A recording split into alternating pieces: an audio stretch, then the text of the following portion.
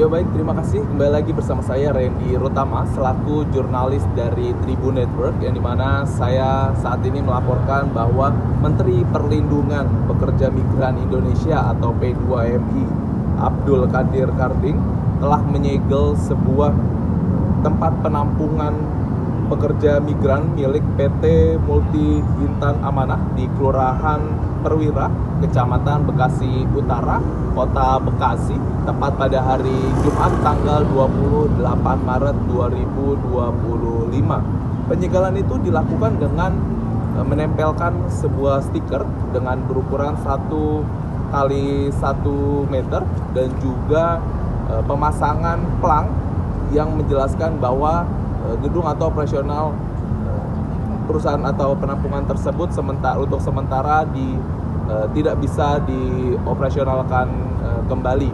Dan setelah itu Karding menjelaskan bahwa penyegelan itu didasari oleh karena perusahaan ini tidak kunjung memberangkatkan total 58 calon pekerja migran ke negara Singapura dan juga ke Hong Kong. Dan akibat peristiwa tersebut, total kerugian tercatat mencapai lebih kurang 1,6 miliar rupiah.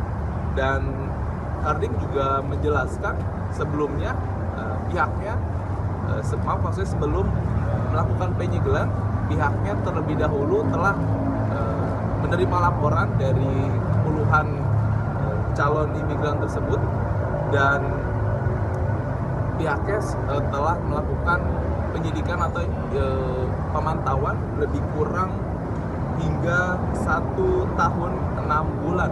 Dan setelah itu pihaknya juga melakukan 3 klarifikasi dan 2 kali mediasi antara pihak perusahaan dan juga korban.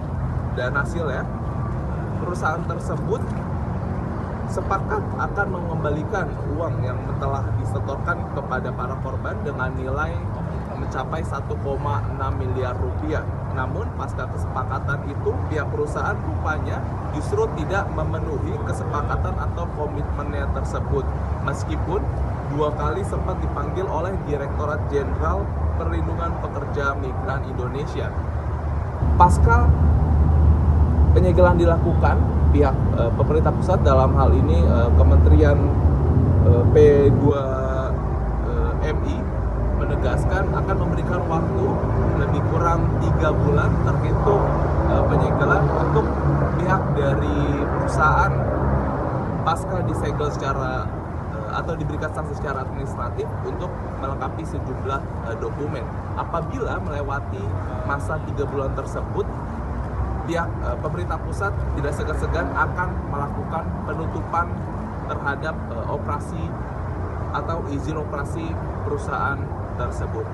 Mungkin itu saja terlebih dahulu Sobat Tribun Network yang bisa saya sampaikan. Terima kasih.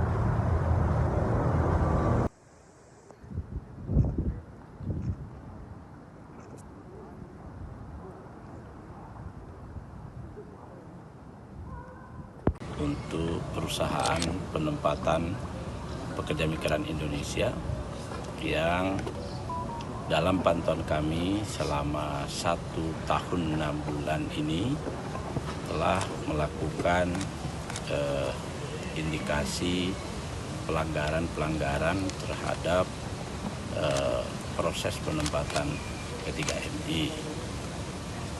Yang pertama, pelanggarannya adalah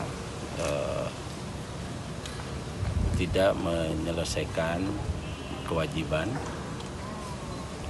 kepada 58 orang dengan nilai nominal uang 1,6 miliar lebih.